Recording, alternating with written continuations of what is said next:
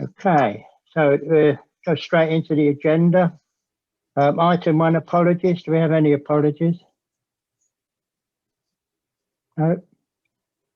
No apologies. Item 2, disclosure of interest. To deal with any disclosure by members of any disclosable pecuniary interests and interests other than pecuniary interests as defined under the Seaford Town Council Code of Conduct and the Localism Act 2011 in relation to matters on the agenda. Anybody at all? No? Okay, thank you. Public participation, there is none. Chair, Oh, we're stuck. sorry. Yes. I'm just conscious there's someone in the meeting who's neither a councillor nor an officer, so I just want to check whether they are a member of the public. Is it Alan Miller? Yeah. Yeah, he's the secretary of the golf club. Okay. Usually attends our Welcome, meetings. Mr. Meadow. Very nice to see you. Just wanted to, I don't know if you, I didn't want to make sure you weren't being skipped out at any point. That was all. So excuse me interrupting. Nice to see you. Councillor Cash, you're muted. I thought you wanted to speak. Okay. Right, so the item 4 on the agenda, Golf End of View Committee Finance Report. I trust that you've all read through that. It's quite a long document. What we ask at the moment is to note the contents of this report. So what it does, it shows income and expenditure for the golf course and projections, etc.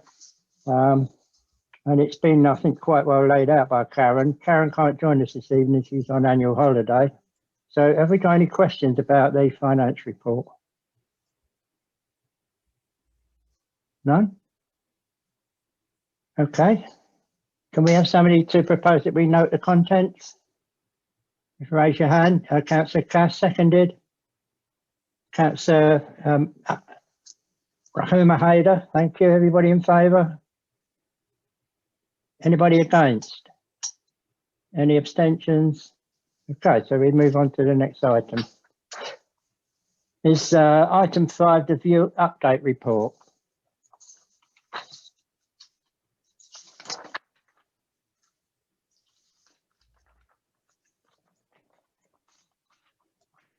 Again, this is written by Adam, our town clerk, so I don't know whether you'd like to explain anything in that, Adam, at all.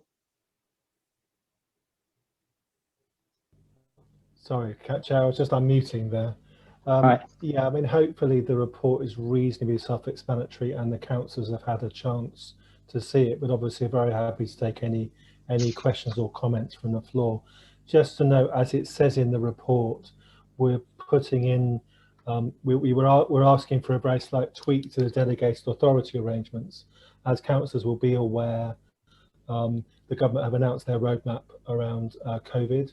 And so we want to make sure we make the most appropriate decision about the timing and methods around view reopening. I know Craig's in this meeting and working very hard on those plans with other officers and also with Councillor Brown as chair of this committee. So we do anticipate making the decision, a final decision about the timing of reopening the view in the next 1 to 2 weeks, once we've assimilated all the information, including all the changes that were in the recent budget. So we would be helpful if the motions could be passed to enable the delegated authority to be practiced and us make preparations for opening in good time. Thank you. Thank you. Craig, have you any comments to make? No? Okay, thanks very much. I think the points here are on item 1.8. We've got some dates there. 29th of March, the golf course opens, but the view must remain closed. That's a government requirement. The 12th of April, the view can reopen with outdoor hospitality only. Rule of 6 or 2 households applies. Not sure how many 2 households would be. It's a kind of vague sort of statement, but I presume it's 6 or 8 or whatever. Waits and wedding receptions of up to 15 people. 17th of May, the view can reopen indoor hospitality. Rule of 6 or 2 households likely to apply indoors of up to 30 people outdoors. At most significant life events of up to 30 people. So, you know, that's probably the most significant date that we're faced with at the moment. And the 21st of June, all being well, restrictions are going to be lifted. I'm a bit apprehensive about that actually, but let's hope that we can achieve it. So we've got two recommendations. First of all, one, to note the contents of this report, and two, to delegate power to the town clerk, RFO, general manager, in consultation with the chairs of Golf and Review and the Finance and General Purposes, to change the operational hours and arrangements of the business whilst restrictions are enforced, with regular reports brought back to the Golf and Review Committee meeting so the committee can be kept abreast of the arrangements. And if you look at item 1.1 G24.3, we've already voted to carry out this arrangement up until the end of March, and we now really need to take that forward up until probably June time. Could we take them together? Everybody okay with that? Could I have a proposition that we accept the, first of all, the note contents and the delegation of powers? Councillor Edson, seconded. Councillor Cash, everybody in favour? Anybody against? Any abstentions? Okay, that's carried. Thank you very much.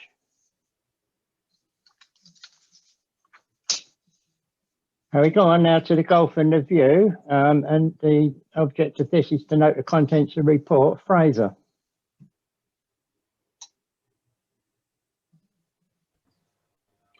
Sorry, I thought that was the greenkeepers next as item 6, I think. I'm sorry, you're right, head greenkeepers report. Sorry, I'm jumping ahead of myself. Okay, well, Fraser Simon. Good evening. Thanks, Fraser. I thought I got away with that one. Yeah, evening, everyone. I was trying to be quite explanatory in my report. I hope it's all everything makes sense. I welcome any questions. Just a few things I'd like to highlight. Obviously, being golf and previous lockdowns, we opened when other things didn't. As a team, we've always tried to make sure the course was ready as it could be for as and when it opened. We now know that's the 29th, so we're working hard to ensure it's as good as it can be to welcome golfers back and also encourage members to take up the renewals.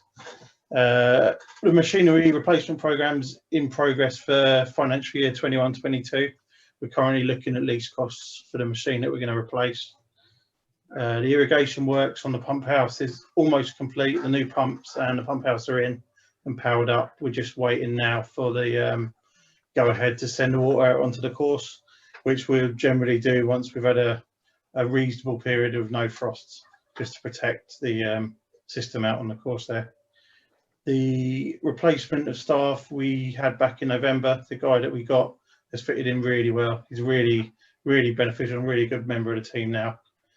So hopefully he sticks with us and everyone's working well together. And then finally, probably one of the biggest issues we might face in the next couple of years in terms of the course is cliff erosion and the crack that I guess most people are aware has appeared. We've been monitoring it, and I'm pleased to say there's been no movement definitely in the last week and a half, 2 weeks. I think it's probably settled where it's going to settle for however long that might be. Years, I suspect years based on my previous knowledge. I think I took some drone footage, and the cliff fall that happened approximately a week before the crack appeared was in that spot. So I think the ground has just sunk to replace what fell at a lower point of the cliff. But it's really highlighted the issue. If the same size area had formed a crack next to the 17th green, we'd be looking at closing the green. So it's been talked about in my reports for the last sort of 3 years. So it's just brought forward, and the priority of working towards a plan to replace that has jumped up the list somewhat. So between now and the next committee meeting, myself, Fraser and some other people are going to look and work towards options and plans and as much information we can to present to committee on the next meeting in June to so we can make some decisions and move forward, at least with a contingency plan and a hope for replacement and movement of that green in the future. Everything else, I open and welcome any questions you've got. Could I ask about replacing the green? Is that a big job? Would that need outside support, or can it be done internally? You're muted. Yeah, so it'll be an outside support job on quite Okay. a large amount of the work. Like I say, it's with the crack form, this now jumped up the list. So Yeah. there's not a lot of information I can give you. We're just reporting on it at this meeting, and we're now going to go away to get our heads together and approach some outside contractors, and then we'll be able to offer some more detailed information at the next committee meeting. Anybody, any other questions about the report? Yes, Rahuma.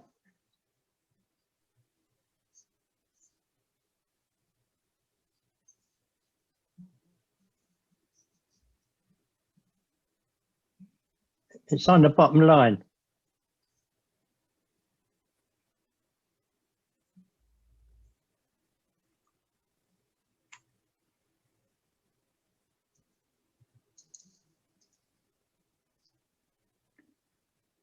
Hi. Okay, I'm sorry.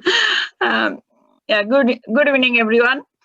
I got a question about the cliff crack, and he already answered. That's when I got my answer, and all other things are straightforward, and all the hard time they were working. Whole team is working very hard. Then well done. Everything is fine. It's straightforward. Nothing to question, And I got my answer as well, and I want to propose this idea. Yes, Ali. Councillor Hayder. How far the cliff track from the golf course? How far? Is there any future any danger to the golf course, or how far? I'd like to know. Okay, so yeah, the cliff is the most impact it's had is on the Vanguard's Way, the footpath. So what we've had to do is redirect that. So it was about 10 metres from the cliff edge. We've lost about 12 metres of cliff from cliff edge to crack. So now the footpath's 7 metres away from that.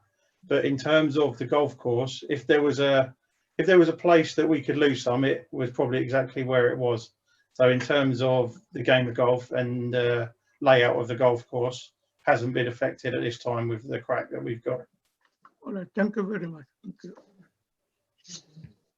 Well, I think, yes, Councillor Cash. I would just say I found your report really interesting and informative on the work you've been doing, and I love to see things like I don't understand it, the bacterial things that helps the grass grow better, and also that you've Operation Pollinator, is it, that you've got going again this year? That was great news. Have you actually got beehives on the course?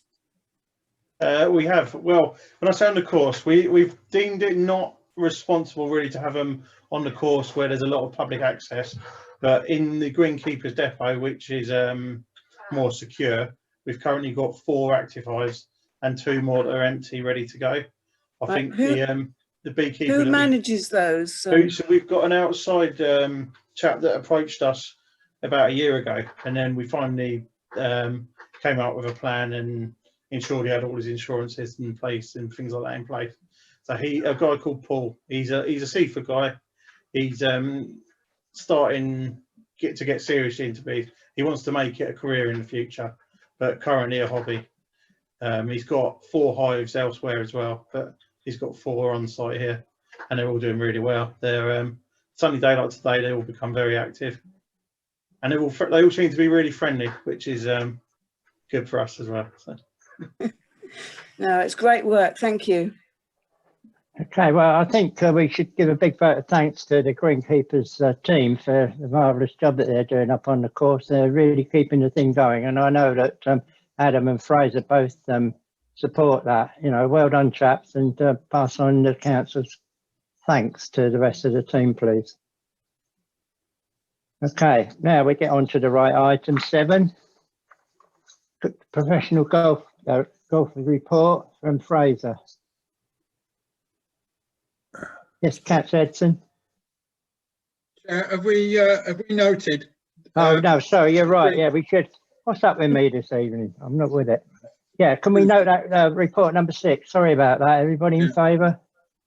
Yes. Okay. Anybody against? Abstentions? No. Okay, but that's carried as well. Thank you for that, Councillor Edson. Okay, item 7. We get back to Fraser again. Good evening. Hope it's worth the wait. It's got back in there. So we've obviously got kind of 2 parts to my report here. With regards to the initial one with the course conditions, 1, 3, 4, and 5. I mean, it's obviously there's not been much going on with regards to playing at the golf, but it's been really kind of getting things in place ready for reopening again. Luckily, we've kind of been through this a couple of times before, so we should hopefully everything should run smoothly once we've got all the finer details laid out to all the golfers. And you know, I think from where we were open, it was very positive, and we were getting a lot of good feedback from visiting golfers and members alike with the condition of the course and everything else. It was just that obviously we had so many restrictions in place, it was very difficult to get as much as we could have done, but I'm pretty confident for the new year of how things are going to go, and happy to take any questions on these parts here first before we do the exempt item. Okay, is anybody, any questions for Fraser? You're opening on the 29th, yes? Yep. Okay, will the golf buggies come back at that time as well? I'll have to see. I'm just checking Simon's face now to see if there's any. I would hope so. Yeah, it would depending on what we've, you know, what happens between now and then, conditions wise or weather wise, I suppose. You know, if it was today, probably be yes, wouldn't it, Simon? But looking at the storm coming in this week, that could vary depending on how the weather changes the next couple of weeks. Yes, it's going to get pretty bloody over the next couple of days, so I understand. Any questions on Fraser's report from anybody? Right, okay, we're asked to note the report. Everybody in favour? Anybody against? Any abstentions? Okay, thank you, Fraser. That's carried as well. So we now come on to exclusion of the press and public. I've got to read it out, even though there aren't any at the moment. And where are we? I would have to ask Mr. Miller to withdraw as well.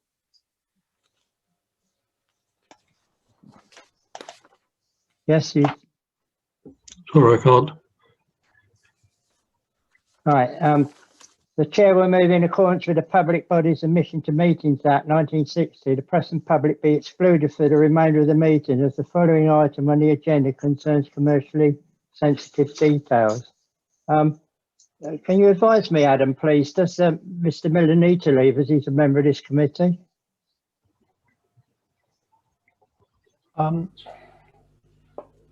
My understanding of exempt items is it does include anyone who isn't a councillor officer. George is going to also advise here. George. Right, yeah, George, yes. Right.